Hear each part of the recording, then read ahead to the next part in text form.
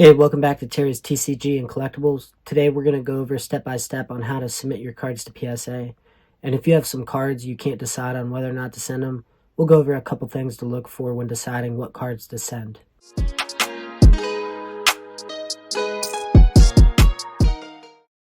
I'd recommend using a good light source to inspect your cards. When I decide whether to send a card to PSA, the first thing I check for is whitening on the back of the card. Often, even pack-fresh cards might only grade a PSA 8 or 9 due to whitening on the corners. The next thing I look for is centering on the back of the card. PSA states that the back centering must be within a 75-25 tolerance. This means that there's some allowance for slight off-centering on the reverse side, but you can see here with the Moltres, Zapdos, and Articuno GX that the centering on the back looks fantastic and there's no whitening on the corners of the card. Now shifting to the front of the card, PSA requires the image to be centered within a tolerance of 55-45 to 60-40. For example, this Pikachu and Zekrom card has excellent centering on the front, making it a great candidate for grading.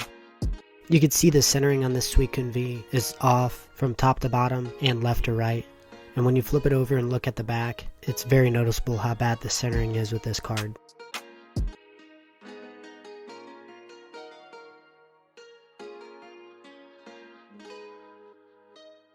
After deciding which cards to send to PSA for grading, I always clean them thoroughly. I use Kurt's Card Care Cleaner to remove any dirt, debris, or fingerprints that might not be immediately visible.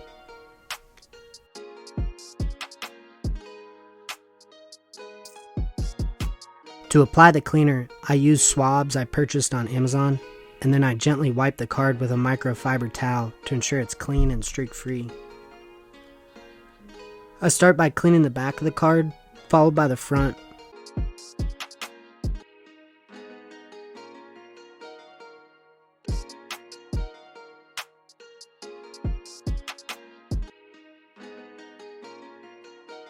Once the card is clean, I place it in a penny sleeve and then securely insert it into a Card Saver 1 holder, which is preferred by PSA for grading submissions.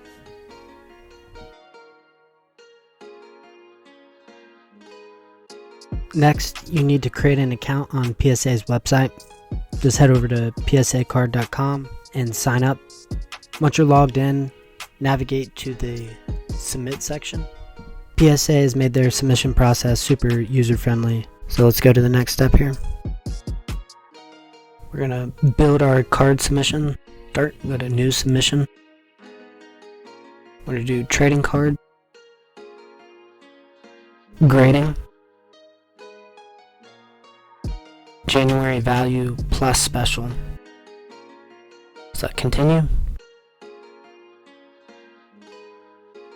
Now we're going to search for the cards we want to enter.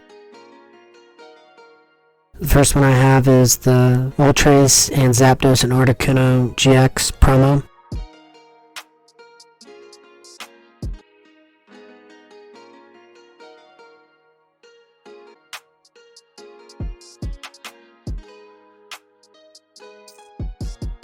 Here you could customize the insurance value. We'll get a look at what we think it could be worth.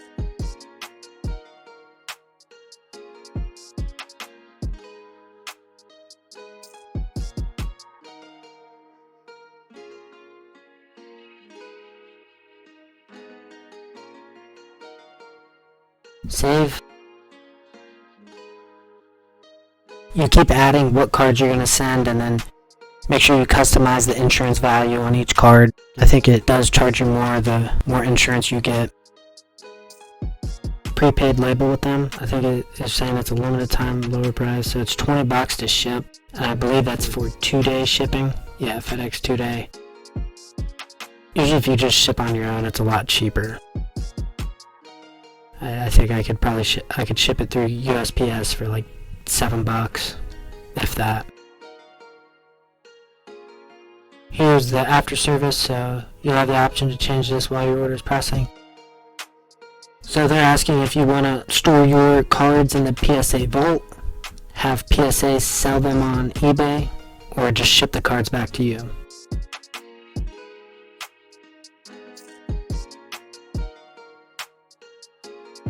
I do ship it back to me, my address, my phone number.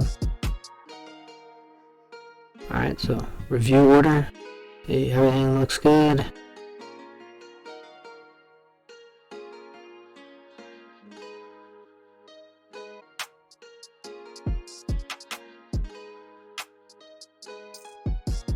Check the box to agree.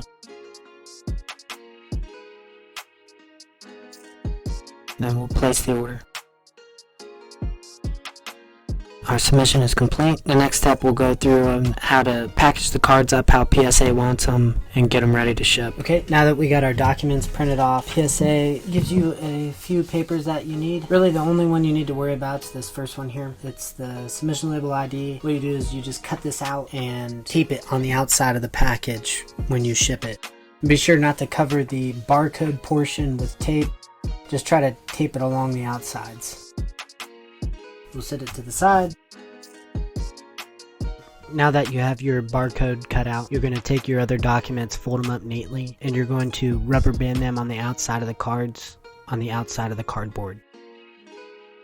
Okay, so for the last step, you're going to take your well-packaged cards, and PSA recommends to use a small box, but I've been using bubble mailers to ship cards in and haven't had any issues with it. Place it inside, seal the package, and then you're going to take that ID label we cut out earlier and you're going to tape it on to the front of the package, making sure not to cover up the barcode with any tape. At the bottom of this last page here, once you pay for your cards to be submitted, if you don't choose the option of the prepaid label through FedEx, it shows down here the address to use for shipping for USPS and the address to use for shipping if you ship it through FedEx. And that's it. If you like the video, like the video. If you found this guide helpful, drop a like or leave a comment and share your experience with grading with PSA. Until next time, thanks for watching.